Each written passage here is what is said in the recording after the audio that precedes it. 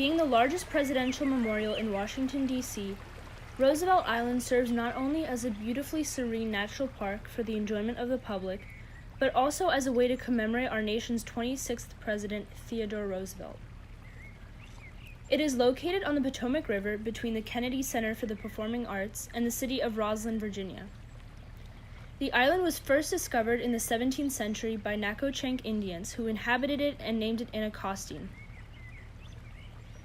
It was later acquired by George Mason in 1724, who lived for about 50 years. From there, it was passed through several other families and companies, and even used briefly as a Civil War training camp for soldiers, before it was finally bought and commissioned for Roosevelt in 1931.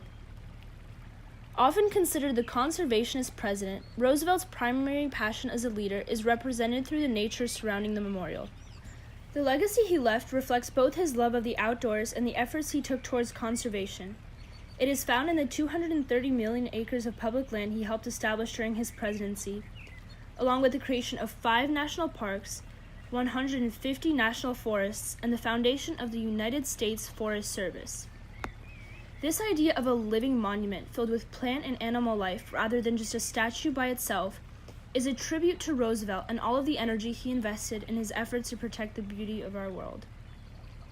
The island itself is about 90 acres and has more than 2 miles of trails available. With the exception of service vehicles, cars and bikes are not permitted. This is to ensure the tranquility of the island and keep it as a place where people can come to escape noisy city life and enjoy the scenery peacefully. We interviewed somebody to learn a bit more about how people experience the island. So first question, Sure. Do you come often to the memorial? I try to. Right now my work is pretty busy, so I don't get down here as much, but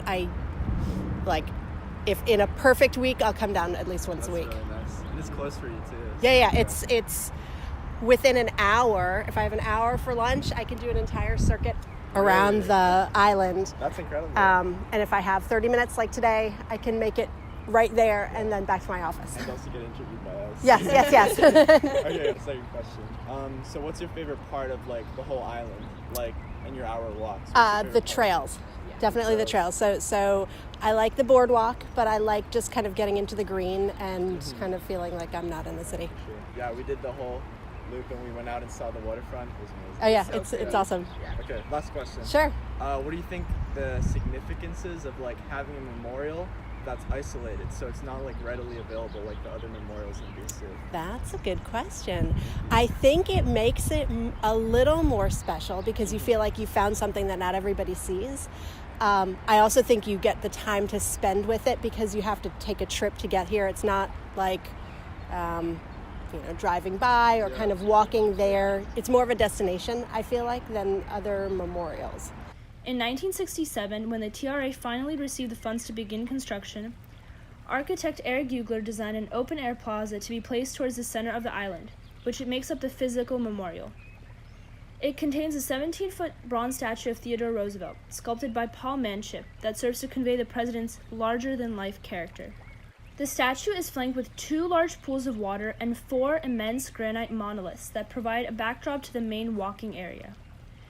Each stone is inscribed with a quote that correlates to the topic it reads at the top: nature, manhood, youth, and the state. The memorial and island as a whole contain each of the 3 rhetorical appeals by depicting Roosevelt not only as somebody who was incredibly powerful and intelligent, but also somebody that was caring and passionate about what he believed in. He is said to be remembered as one of the most picturesque personalities who has ever enlivened the landscape. And this monument attests to that.